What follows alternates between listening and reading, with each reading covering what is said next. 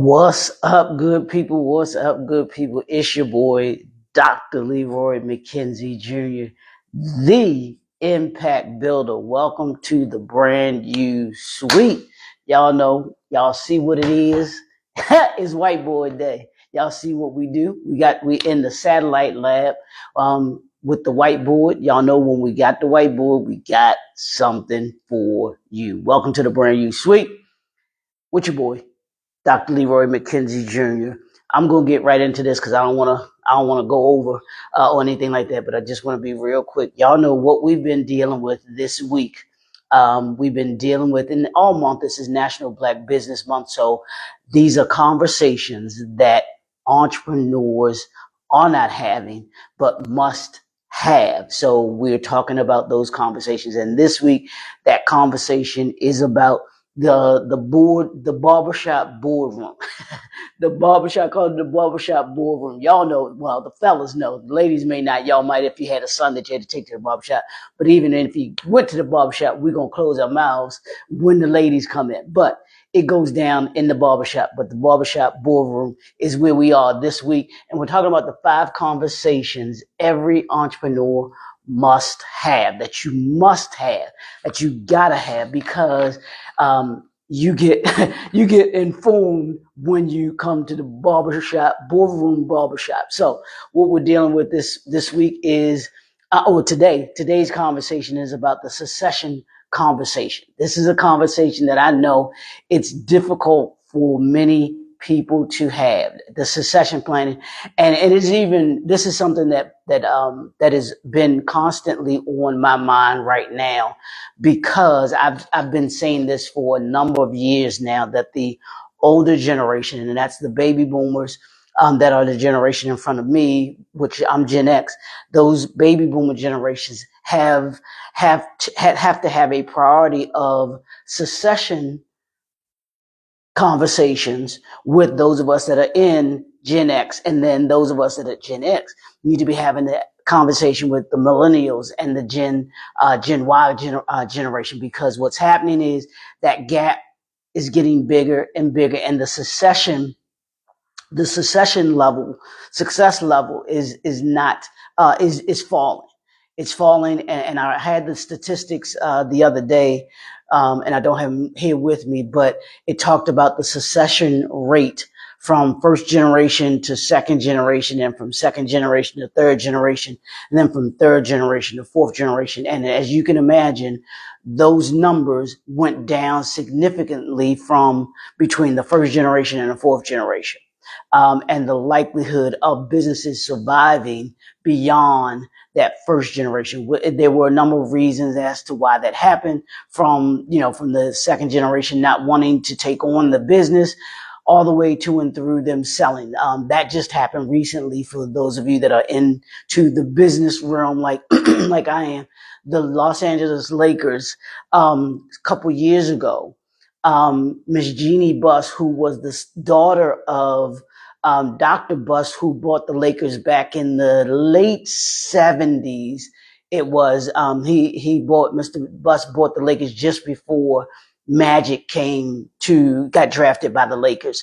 But Dr. Buss owned the Lakers for a number of years, and then he passed away, and the Lakers organization was passed down to his daughter and his son. His son was the vice president or something like that, but his daughter was the president of the organization.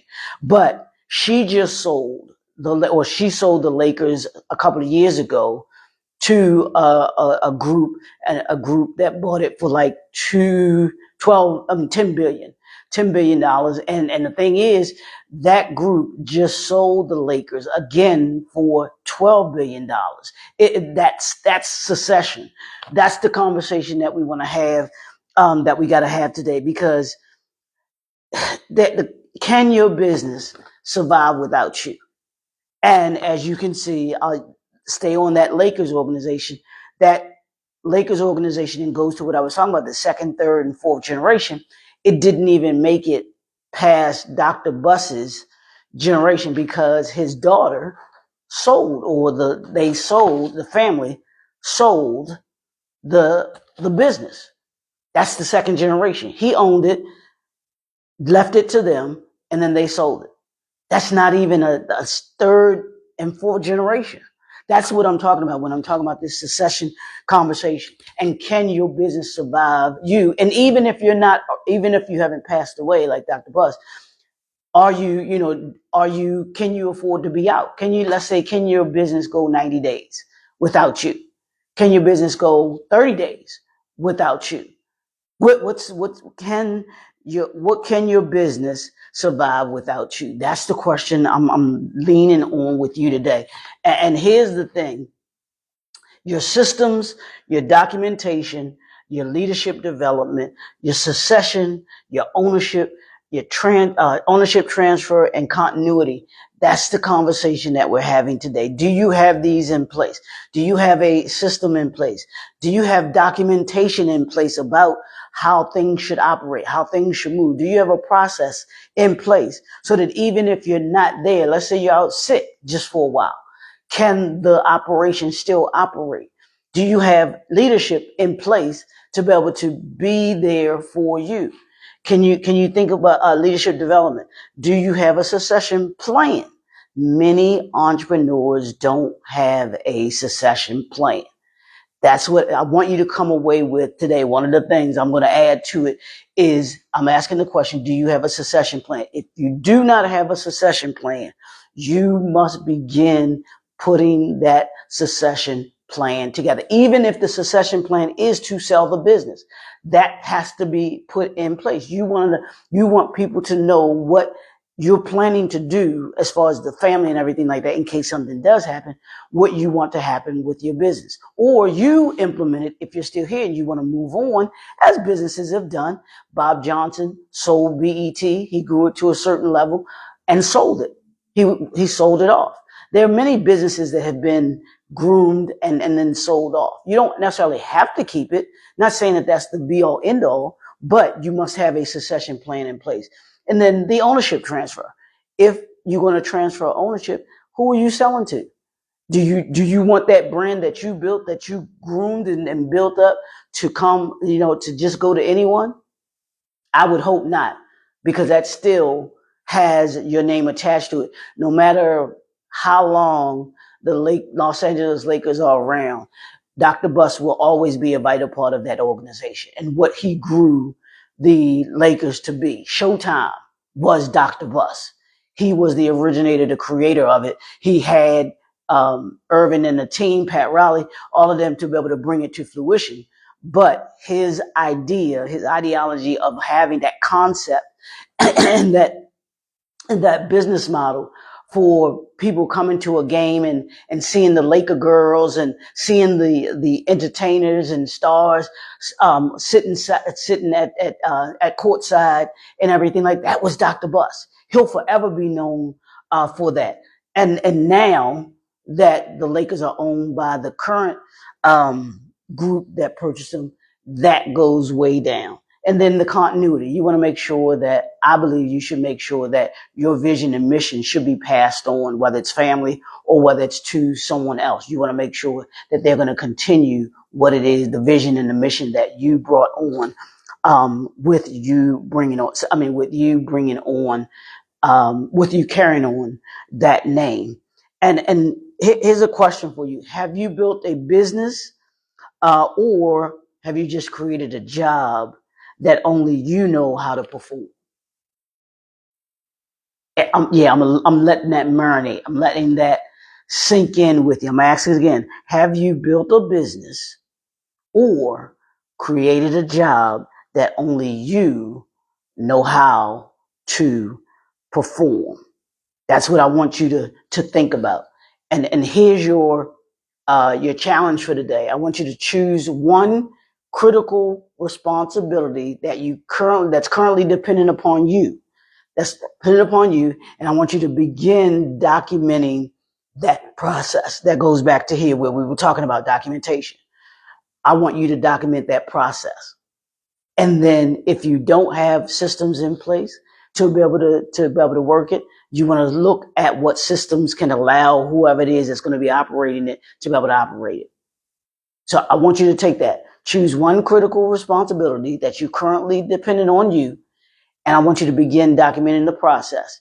And then I want you to connect a system to it so that the next person has something that they can use in order to be able to do this particular process. And then you actually can delegate it and you allow them to be able to, whoever that's going to be, and you start to teach someone how to do this process. Don't just document it, but you want to have someone that can actually do it, teach it to, because then they become someone that takes that off of your plate. And that's one thing that you as an entrepreneur don't have to worry about anymore. Or you worry about it, but it's not something that you have to physically do. And I think of the business that I work along with or partner with is Black Classic Press. Mr. Coates, I love Mr. Coates to death, and he is someone who is doing this very thing. He took what he did on a day to day, and that documentation that he has and the process that he was passed on to his family. His daughter handles the day-to-day processing of clients and everything, making sure the clients are taken care of, what projects are moving in and moving out. His son handles the printing aspect of it. They're doing all of this. They have systems in place. They have documentation, the leadership development. He groomed them to take over the business. He had a succession plan because he stepped back from the day to day and doesn't have to worry about the day to day because now they're doing it. The ownership transfer, he still owns the company, but they are in. I'm sure the ownership transfer is dependent where he would transfer that to his children, and then there's the continuity that's built from that. So I want you to think about this, the succession conversation. Have that conversation today, whether it's with your family or one individual in your family that you believe is going to take over, or someone that you intend that might be a mentor that you want to take over, that you're grooming for the position. Hear me when I say that it is vitally important that you groom someone to take over your position. I think Congress needs to learn that lesson because they should be grooming someone to move into their position. Whatever position that you're in as an entrepreneur, as a business owner, as a leader, as an organization, you should be grooming the next generation to take over the position that you are in and not have it totally dependent upon you. So if you want to go into greater detail, that's what I got for you.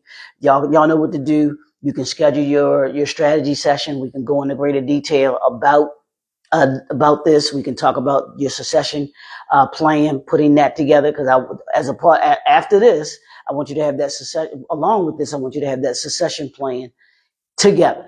We're going to put that together today. So if you need assistance with that, connect with us. We'll assist you with being able to put that together and have that for you, the vision that you have, and we can assist you in being able to bring that vision to reality, your succession vision to reality.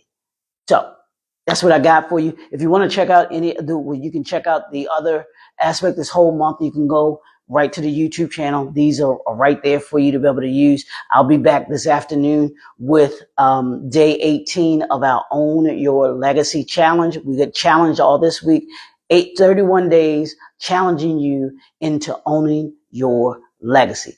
It's the Impact Builder. It's Work for Wednesday. Yeah, you're going to do the work today. We'll talk to y'all soon. Peace.